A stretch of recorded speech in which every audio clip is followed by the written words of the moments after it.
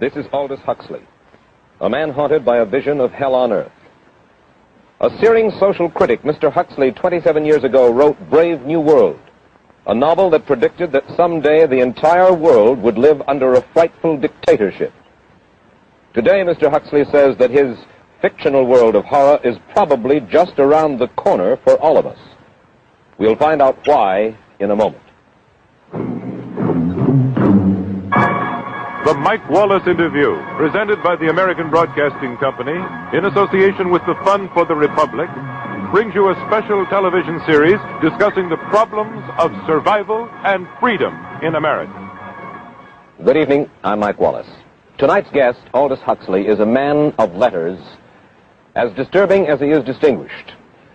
Born in England, now a resident of California, Mr. Huxley has written some of the most electric novels in social criticism of this century. He's just finished a series of essays called Enemies of Freedom, in which he outlines and defines some of the threats to our freedom in the United States. And Mr. Huxley, right off the bat, let me ask you this. As you see it, who and what are the enemies of freedom here in the United States? Well, I don't think you can say who in the United States. I don't think there are any sinister persons deliberately trying to rob people of their freedom. But I do think, first of all, that there are a number of impersonal forces which are pushing in the direction of less and less freedom.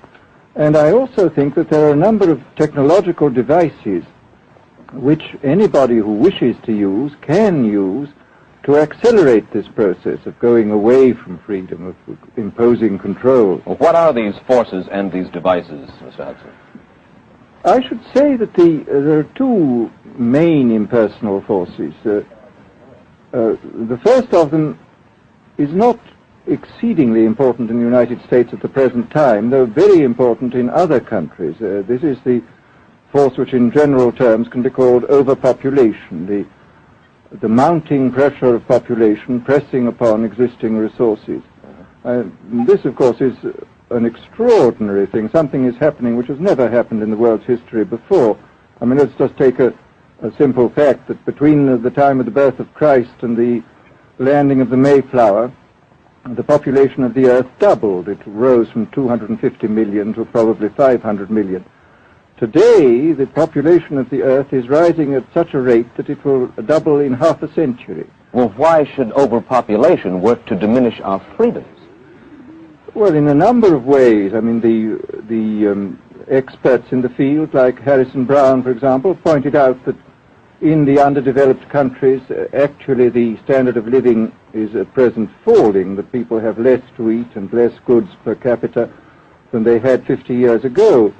And as the position of these countries, the economic position, becomes more and more precarious, obviously the central government has to take over more and more responsibility for keeping the ship of state on an even keel. And then, of course, you're likely to get social unrest under such conditions, with again an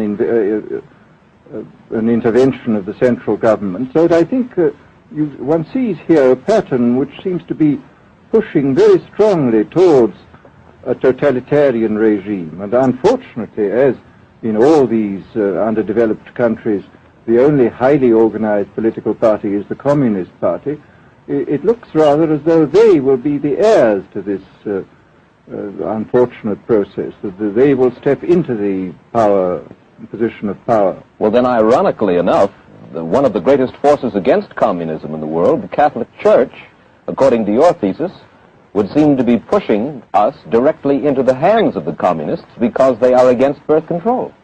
Well, I think this strange paradox probably is true. There is it's an extraordinary situation, actually. I mean, one has to look at it, of course, from a biological point of view. The whole essence of biological life on Earth is a question of balance, and what we have done is to practice death control in a most intensive manner without balancing this with birth control at the other end. Consequently, the birth rates remain as high as they were, and death rates have fallen substantially. All right, then. So much for the time being, anyway, for overpopulation. Another force that is diminishing our freedoms. Well, another force which I think is very strongly operative in this country is the force of what may be called over-organization. As technology becomes more and more complicated, it becomes necessary to have more and more elaborate organizations, more hierarchical organizations. And incidentally, the advance of technology has been accompanied by an advance in the science of organization. It's now possible to make organizations on a larger scale than was ever possible before. And so that you have more and more people living their lives out as subordinates in these hierarchical systems controlled by bureaucracies, either the bureaucracies of big business or the bureaucracies of big government. Mm-hmm. Mm-hmm. Now, the devices that you were talking about, are there specific devices or methods of communication which diminish our freedoms in addition to overpopulation and over-organization? Well, there are certainly devices which can be used in this way.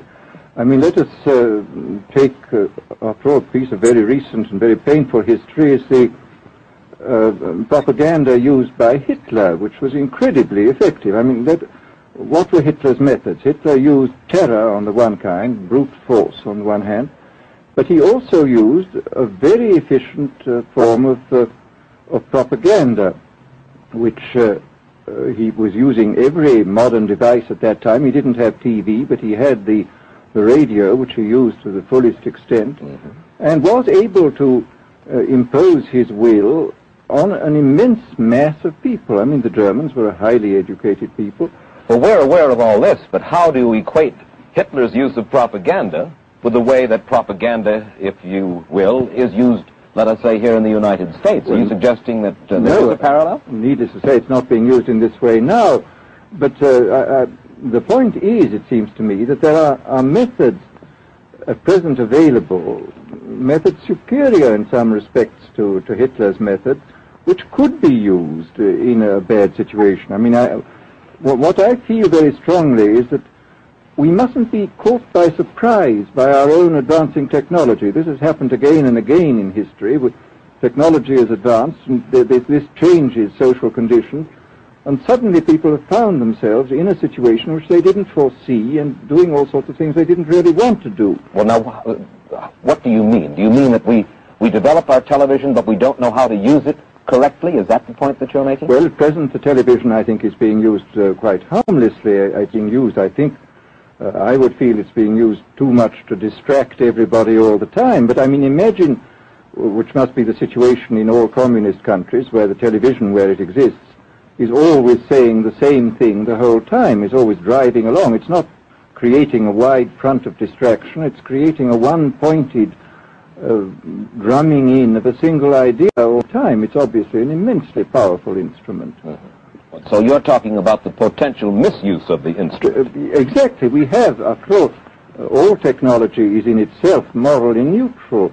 These are just powers which can either be used well or ill. It's the same thing with atomic energy. We can either use it to blow ourselves up, or we can use it as a substitute for the coal and the oil, which are running out. You've even written about the use of drugs in this light. Well, now, this is a very interesting subject. I mean, in this book that you mentioned, this book of mine, Brave New World, I postulated a substance called soma, which was a very versatile drug. It would make people feel happy in small doses. It would make them see visions in medium doses, and it would send them to sleep in large doses. Well, I don't think such a drug exists now, nor do I think it will ever exist, but we do have drugs which will do some of these things, and I think it's quite on the cards that we may have drugs which will profoundly change our mental states without doing us any harm. I mean, this is the pharmacological revolution which has taken place, that we have now powerful mind-changing drugs which, physiologically speaking, are almost costless. I mean, they are not like opium or like cocaine, which do change the state of mind, but leave terrible results physiologically and morally. Mr. Huxley, in your new essays, you state that these various enemies of freedom, are pushing us toward a real-life, brave new world, and you say that it's awaiting us just around the corner. First of all, can you detail for us what life in this brave new world which you fear so much, or what life might be like? Well, to start with, I think this kind of the dictatorship of the future, I think will be very unlike the dictatorships which we've been familiar with in the immediate past. I mean, take another book prophesying the future, which was a very remarkable book, George Orwell's 1984. Mm-hmm. Well, this book was written at the height of the Stalinist regime and just after the Hitler regime, and there he foresaw a dictatorship using entirely the methods of terror, the methods of physical violence. Now, I think what is going to happen in the future is the dictators will find, as the old saying goes, that you can do everything with bayonets except sit on them. But if you want to preserve your power indefinitely, you have to get the consent of the ruled. And this they will do partly by drugs, as I foresaw in Brave New World, partly by these new techniques of propaganda. They will do it by bypassing the sort of rational side of man and appealing to his subconscious and his deeper emotions and his physiology even, and so making him actually love his slavery. I mean, I think this is the danger, that actually people may be in some ways happy under the new regime, but they will be happy in a situation where they oughtn't to be happy. But let me ask you this. You're talking about a world that could take place within the confines of a totalitarian state. Let's become more immediate, more urgent about it. We believe, anyway, that we live in democracy here in the United States. Do you believe that this brave new world that you talk about could, let's say in the next quarter century, the next century, could come here to our shores? I think it could. I mean, that's why I feel it's so extremely important here and now to start thinking about these problems, not to let ourselves be taken by surprise by the new advances in technology. I mean, for example, in regard to the use of the drugs, we know there's enough evidence now for us to be able, on the basis of this evidence and using a certain amount of creative imagination, to foresee the kind of uses which could be made by people of bad will with these things, and to attempt to forestall this. And in the same way, I think with these other methods of propaganda, we can foresee and we can do a good deal to forestall. I mean, after all, the price of freedom is eternal vigilance. You write in Enemies of Freedom, you write specifically about the United States. You say this, writing about American political campaigns. You say, all that is needed is money and a candidate who can be coached to look sincere. Political principles and plans for specific action have come to lose most of their importance. The personality of the candidate, the way he is projected by the advertising experts, are the things that really matter. Well, this is...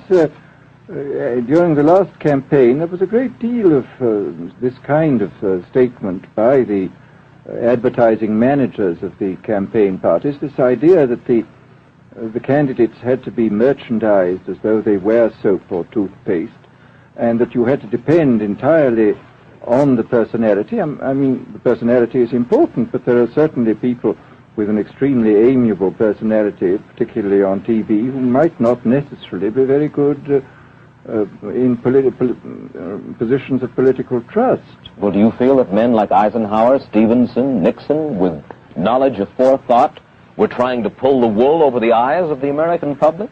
No, but they were being advised by powerful advertising agencies who were making campaigns of a quite different kind from what had been made before. And I think we shall see probably all kinds of new devices coming into the picture. I mean, for example, this thing which got a good deal of publicity last autumn, subliminal projection. I mean, as it stands, this thing, I think, is of no menace to us at the moment. But I was talking the other day to one of the people who has done most experimental work in the psychological laboratory with this, who are saying precisely this, that it is not at the moment a danger, but once you've established a principle that something works, you can be absolutely sure that the technology of it is going to improve steadily. And